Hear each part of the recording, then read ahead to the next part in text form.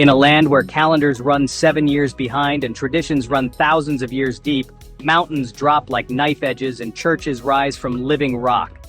This is Ethiopia, the only African nation never colonized, the birthplace of coffee, and home to cultures as diverse as its landscapes. Today we'll travel from the highlands of Lalibela to the lava lakes of the Danakil, from Addis jazz clubs to the hyena-walled city of Harar. Whether you're planning a trip or traveling from your couch, this is your complete guide to Ethiopia in a few minutes. Ethiopia is a country of countries, highlands, deserts, and rainforests folded into one. It keeps its own time and even its own alphabet. For travelers, that means culture that feels truly intact, living Orthodox traditions.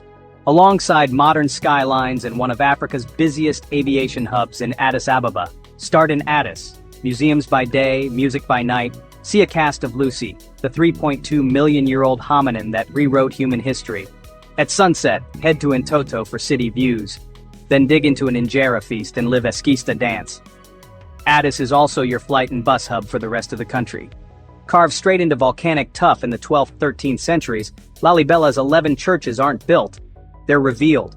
Visit early for shafts of light and quiet prayers. Dress modestly, go with a licensed guide, and give yourself time to sit. This is an active place of worship, not a movie set. When Ethiopia settled in Gondar in the 1600s, it dreamed in stone.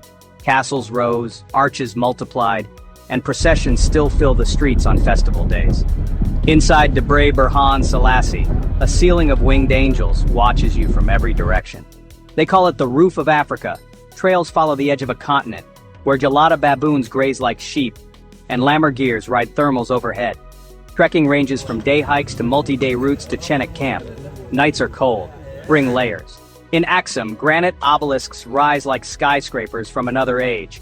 This was once a maritime empire linking Africa, Arabia, and the Mediterranean.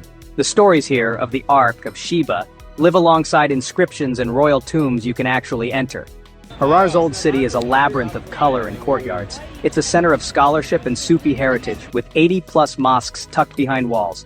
Wander with a local guide, sip spiced coffee, and shop for hand-woven baskets.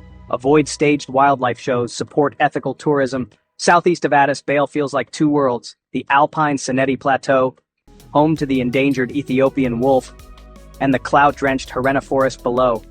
Day trips are possible, but 2 nights give you dawn chances for wildlife. The Great Rift Valley slices through Ethiopia with warm lakes and birdlife.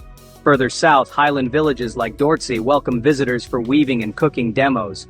In the Omo region, travel with community-led operators who prioritize consent and fair payment. Aim for learning, not staged portraits. One of the hottest places on earth, the Danakil, is otherworldly. Acid pools, salt flats, and when accessible, a lava lake. This is a guided-only destination with convoys, permits, and security protocols.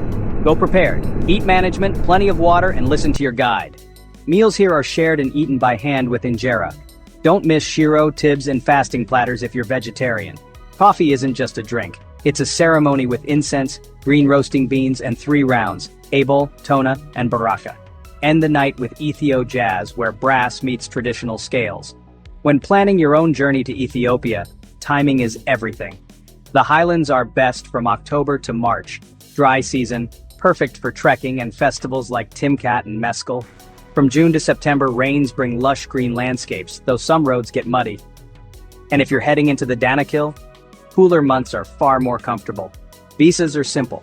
Many travelers can apply online for an e-visa or get visa on arrival. Just remember to carry a printout.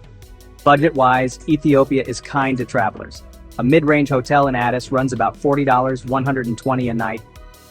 Domestic flights between $60, $150 if booked with your Ethiopian Airlines international ticket, and hearty local meals cost as little as $3.10. For guided tours, rates vary by region, but the experience is priceless. Travel hack. Book your international flight with Ethiopian Airlines, and you'll unlock big discounts on domestic routes.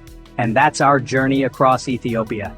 If this video inspired you, don't forget to like, share, and subscribe, because more adventures are waiting, and you won't want to miss the next one.